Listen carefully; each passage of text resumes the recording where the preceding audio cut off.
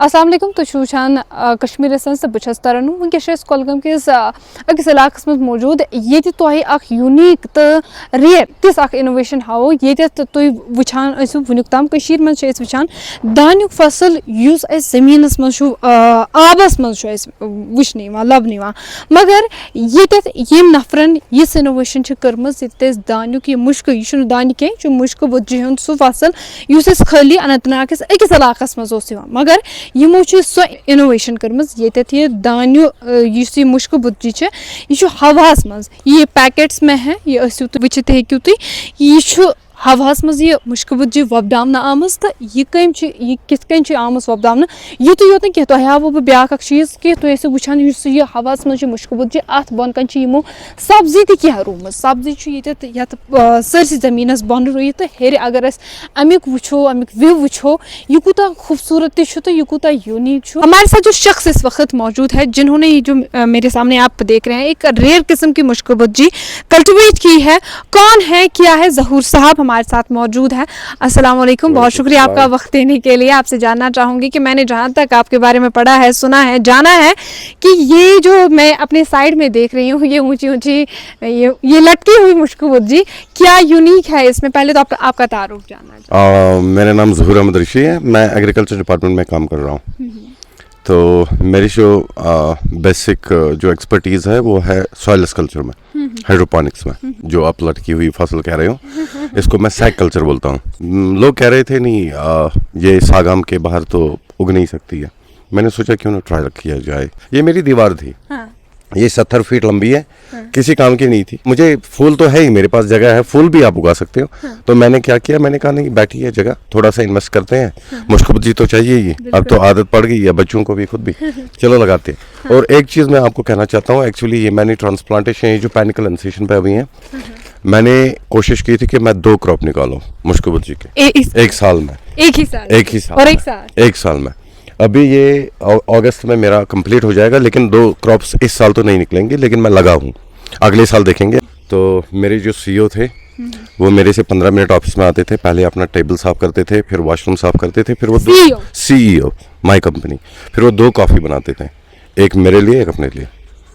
ये होता है लाइफ से। और बिलियनियर था वो, बिग फिश। लेकिन बहुत सारी चीज़ें सीखी।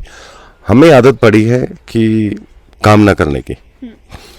बंदा जाता है जिम, एक तो पैसा खर्च करता है, दूसरा पसीना बहाता है। अपने पसीना बहाने के लिए भी खर्चा करता है। अगर वही टाइम वो अपने खेत में, या खेत नहीं है जैसे वॉल है, आप वहाँ पे आप वहाँ रहते हो, आप अर्बन एरियाज में रहते हो, आपके पास ज़मीन नहीं है, वॉल तो है ना, आप कर सकते हो। आपने चाइना और जापान का देखा होगा। I have been there for a long time. तो जापान में खासकर कोई टेरेस नहीं है जहाँ पे गार्डन नहीं है, कोई टेरेस नहीं है जहाँ पे कुछ ना कुछ उगता नहीं है, कोई वॉल नहीं है जहाँ पे कुछ उगता नहीं है। अब मेरे पास ज़मीन है, तो या तो मैंने सब्जी उगानी थी या तो मुझे मुश्क बुज्जि उगानी थी। और लैंड भी थोड़ा सा नहीं क्रेज है। देखिए, अगर कुछ उगाना है तो अच्छा ही उगाएंगे ना, अगर कुछ खाना है अपना तो अच्छा ही। अब्रॉड था काफ़ी टाइम, तो वहाँ से ये चीज़ें सीखी। तो उसके बाद 2016 में वापस आ गया, फिर डिपार्टमेंट ज्वाइन किया, और फिर देखा कि हमारा जो एग्रीकल्चर है भाई बहुत सी टेक्नोलॉजीज़ है जिनको हमने अडॉप्ट करने की ज़रूरत है। तो फिर मैंने धीरे धीरे शुरू किया था। पहले शुपियान में, वहाँ पे मैंने शुरू किया था वेजिटेबल्स के साथ। जो आप लटकी हुई फसल कह रहे हो इसको मैं सैक कल्चर बोलता हूँ। एक्चुअली मेरे टीचर थे, उनको डॉक्टर, उनका नाम है doctor Howard Rush, he is from Colorado. तो उन्होंने पहले ये स्ट्रॉबेरी के लिए लगाया था। तो ये वाला जो हम देख रहे हैं, उन्होंने स्ट्रॉबेरीज के लिए खाली लगाया था। तो फिर क्योंकि स्टूडेंट के नाते मुझे उनकी लेगेसी आगे ले जानी थी, तो मैंने डिफरेंट चीज़ें ट्राई की। मैंने पिछले साल ही आपको पता हो जीआई टैग मिला था इसको, मुश्क बुज्जि को। तो लोग कह रहे थे नहीं ये सागाम के बाहर तो उग नहीं सकती है। मैंने सोचा क्यों ना ट्राई किया जाए, देखते हैं as a technical as a technocrat कि क्या चीज़ें हैं इसमें, क्यों नहीं उगती है सागम के बाहर। तो फिर मैंने पिछले साल टेरेस पे उगाई थी। टेरेस पे मुश्क बची, Terrace is that possible? And मुझे सी कि ये खाली एक ही पर्टिकुलर इलाके में उगती है कश्मीर की, एंड कि वो मतलब ये अनंतनाग की लगे सी। वही मैं भी सुन रहा था कि ये खाली सागम में उगती है। मैंने सोचा नहीं, देखते हैं क्या प्रॉब्लम है, सागम में ऐसा क्या है कि वहाँ उगती है और यहाँ नहीं उगती।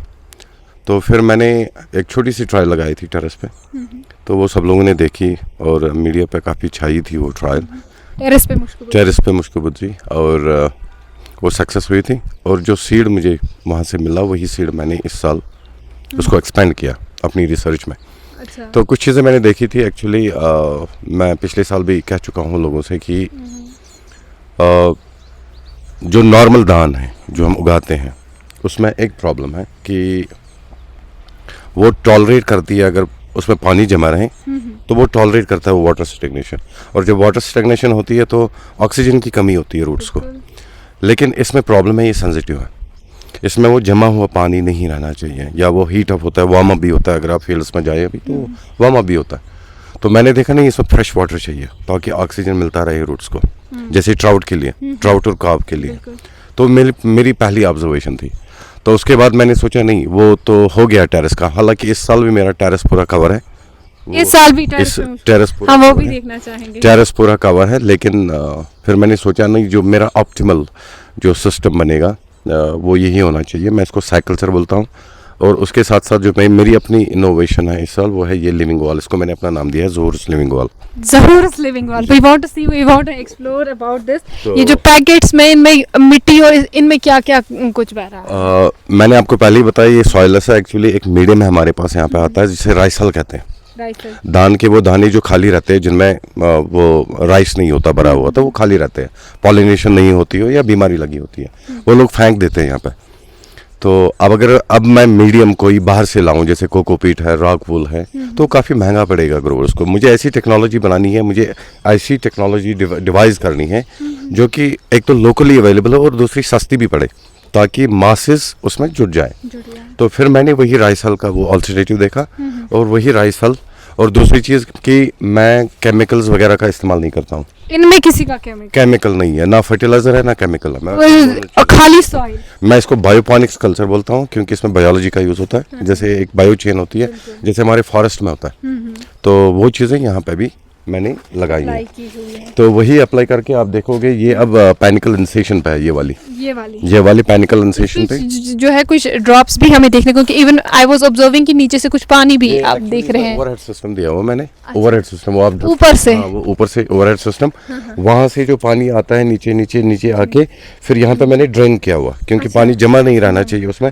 तो वो पानी भी मेरा, या जो भी न्यूट्रिएंट्स वहाँ से लीच आउट होता है, उसको मैं ज़ाया होने नहीं देता हूँ। क्योंकि नीचे अगर आप देखें स्नोपीस, ये एक तीर से दो निशान, मतलब चीजें को मैक्सिमम यूटिलाइजेशन करनी चाहिए। एक तो स्पेस की, अगर आप इनको काटना होगा तो how will you do that? क्योंकि ऊपर तक जाने का, you will cut it from that top के, इसको कुछ और होगा? नहीं, एक्चुअली मैं इसका दो है। एक डिवाइस मैं बना रहा हूँ कि मैं पहले ग्रेन लूँ। एक और इनोवेशन मैं, वो तो है, मतलब ये चीजें तो करनी चाहिए ना। एक डिवाइस बना रहा हूँ मैं कि मतलब ऊपर जाना तो हाँ, मैं तो कर सकता हूँ, मेरे पास पड़ी हैं सीढ़ियाँ वगैरह, मैं कर सकता हूँ। लेकिन अब इसके साथ साथ मुझे ग्रोवर का भी देखना है ना। कल ग्रोवर इसको अपनाएगा या कोई एंटरप्रेन्योर अपनाएगा, तो उसके लिए भी देखना है कि अब चीज़ तो आ गई है, अब नेक्स्ट स्टेप क्या है? नेक्स्ट स्टेप ये है कि मुझे देखना है जो हार्वेस्टर होगा, जैसे हमारा ब्रश कटर होता है, एक अटैचमेंट लगाए ताकि मेरा ग्रेन नीचे आ जाए, खाली ग्रेन आए नीचे। तो उसके बाद जो ये है सिट्रा, ये नीचे आ जाएगा, इसको मैं मल्च के लिए प्लास्टिक की जो आपने इसको कवर लगाया, ये प्लास्टिक है। ये प्लास्टिक मैंने एक्चुअली जम्मू से मंगवाया था, एक कंपनी है वहाँ पे, ये यूवी रेजिस्टेंट है। क्योंकि मैं ये नहीं चाहता कि जैसे मैं भी वही पूछने वाली थी, नॉर्मल प्लास्टिक में जब कुछ प्लास्टिक होते हैं ना, जब यूवी रेज पड़ती है तो वो फिर खराब हो जाता है। तो एक ऑर्गेनिक चीज है, एंड आपने इसमें किसी के फर्टिलाइजर का इस्तेमाल नहीं किया। एक साल में मतलब अगर ये खराब हो जाएगा तो फिर से दोबारा मुझे दूसरे साल इतना काम करना पड़ेगा। मैंने कहा नहीं, यूवी रेजिस्टेंट होना चाहिए ताकि 3-4 साल मेरा ये सिस्टम चलता रहे। तो और दूसरी बात है कि अब अगर मैं पाइप्स का इस्तेमाल करूँ इसमें, तो वो थोड़ा महंगा हो जाएगा। आपको पता ही है कि गैस वगैरह का वो अब महंगी हो जाएगी, सारा प्लास्टिक गैस पे ही बन जाता है। तो ये चीज़ें कुछ हैं जो मद्देनज़र रखी हमने।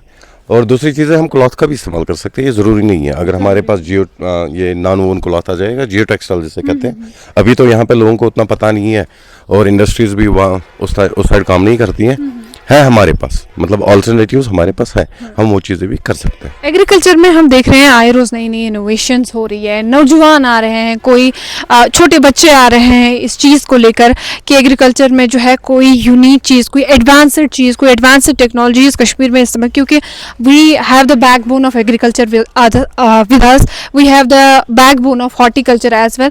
Even though I want to know कि लेकिन फिर भी हमारे पास इतना ज़्यादा विरसा है, we don't invest about time in doing these activities. मतलब अगर मेरे जैसा इंसान होगा as a youth, I must say कि घुस गए ज़मीन उसमें, खुद का ही अपना आप थक जाता है, but you as doing it in this as very, मतलब ये तो बहुत एक यंग वाली बात होगी, यंग वाली फीलिंग आती है आप जब ये काम करते हो, not as being the officer from the department. नहीं, एक्चुअली बात है ना कि हमारा लाइफस्टाइल तो देखने की बात होती है।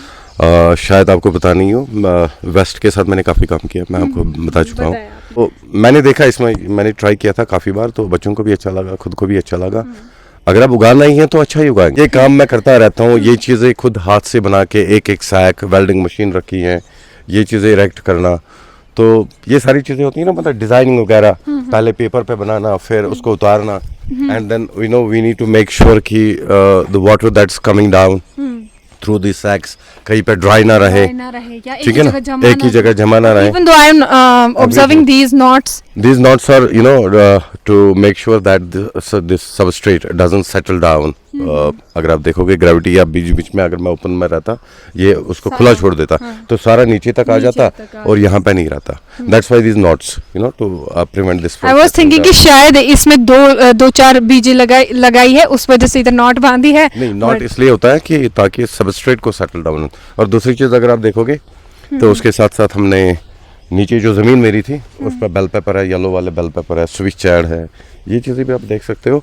मतलब ज़मीन की ज़मीन है, उसमें मैं सब्जी उगाता हूँ, सब्जी। और ये जो एरिया है मैंने लटकी नहीं, ये I can call it in my own language. कह सकते हो, it's your call, but आप देख सकते हो यहाँ पर जो स्विच चैड है, एग्जॉटिक वैरायटीज है, शैलेट है बीच में, उसके बीच में अगर आप शैलेट देखो, ये येलो वाला बेल पेपर है मैंने लगाया, तो ये चीज़ें। और दूसरा मैंने स्ट्रॉबेरीज भी लगाया है इसमें, स्ट्रॉबेरीज काफ़ी खाए। एक रो है मेरा उसका, द सेम थिंग जैसे मैंने आपको बताया था, और दूसरा 2 है इसमें जिसमें मैंने चिलीज भी लगाया हुआ है, चिलीज भी लगाया हुआ है उसमें ऊपर। तो एक फार्म आपका बन चुका है पूरा, जिसमें आपको जो है, फार्म नहीं, फार्म मत कहिए, ये मेरा रिसर्च सेंटर है। I call it my own research centre. और मेरा जो प्लान है, I want to make it complete research unit.